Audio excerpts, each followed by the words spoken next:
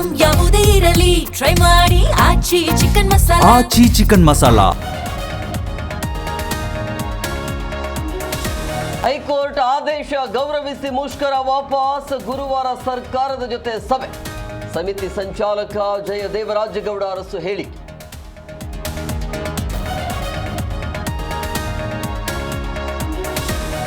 ದರ್ಶನ್ ಭೇಟಿಯಾಗಿ ತೆರಳಿದ ವಿಜಯಲಕ್ಷ್ಮಿ ವಿನೇಶ್. 8 ತಿಂಗಳ ಬಳಿಕ ಪತ್ನಿ ಪುತ್ರ ಕಂಡು ಕಾಟೇರ ಭಾವುಕ.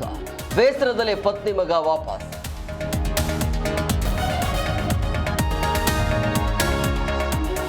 ಇಂಧನ ಬೆಲೆ ಏರಿಕೆ ಮೋದಿಯ ಅಚ್ಚರಿ. ನೀಟ್ ಪರೀಕ್ಷೆ ಅಕ್ರಮಕ್ಕೆ ಹೊಣೆ ಯಾರು? ಕೇಂದ್ರ ಸರ್ಕಾರದ ವಿರುದ್ಧ ಸಿದ್ದರಾಮಯ್ಯ ವಾಗ್ದಾಳಿ.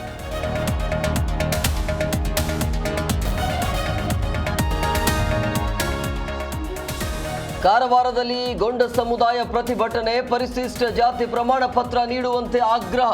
ಮೌನ ಮೆರವಣಿಗೆ ನಡೆಸಿ ರಾಜ್ಯ ಸರ್ಕಾರಕ್ಕೆ ಮನವಿ.